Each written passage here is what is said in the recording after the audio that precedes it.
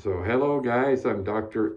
Anderson from Anderson Podiatry Center or Anderson Center for Neuropathy and Chronic Pain, and I'm here with Misty and Chad, husband Chad, and they're both here together, and I'm gonna have, I don't always do this, but I'm having Chad converse just a little bit because he said some interesting comments that I think are true for a lot of spouses of people that have this, and sometimes it's the wife that has restless legs that's affecting the husband or vice versa. So in this case, it was Misty that has the situation.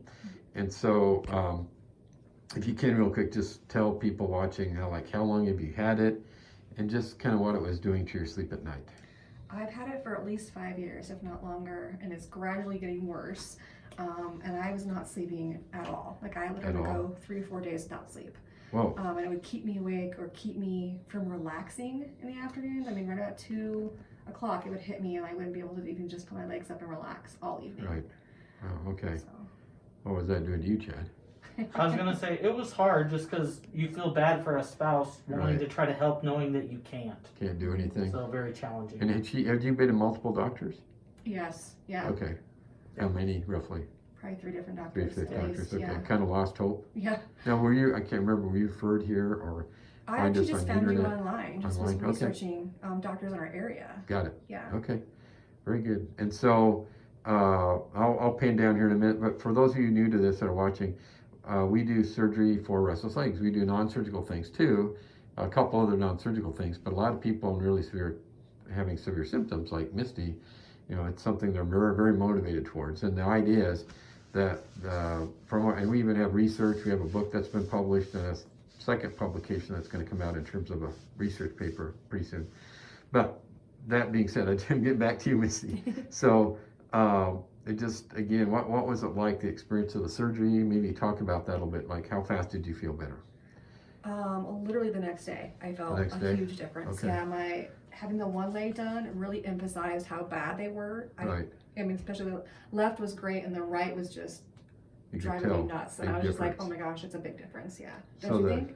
Yeah, absolutely. Yeah. I was gonna say, I think it's funny that I say most people, when they have surgery, it will keep you up at night. Right.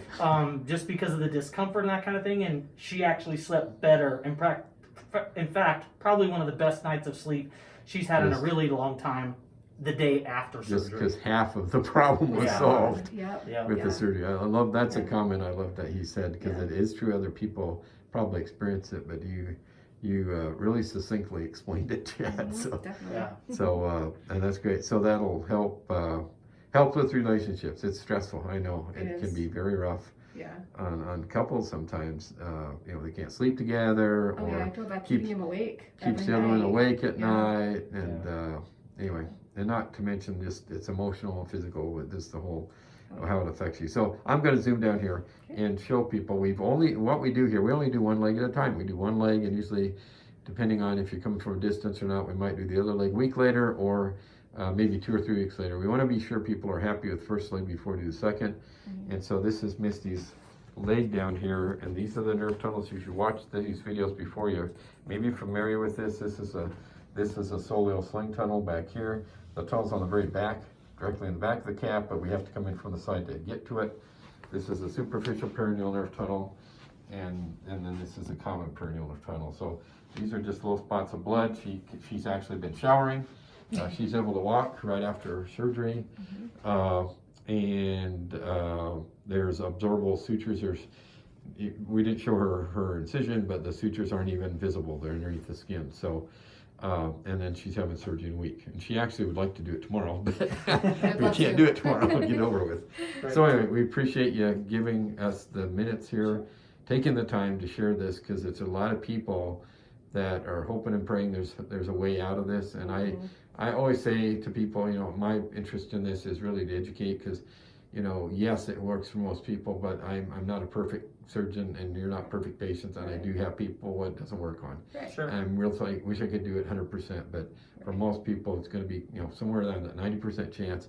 And we keep trudging along, and we're really hopefully changing a lot more lives and reaching people because of people like you that have faith and come in to do it and then share their stories. So. And as I always like to close with, if you have any comments or questions, folks, please do that, and I really want you to subscribe to our YouTube channel and get the word out so more and more people can have the benefit of a perfect night's sleep, like Definitely. hopefully you're going to have. Yes, Misty. that'd be I amazing. agree. Okay, you take care. Okay.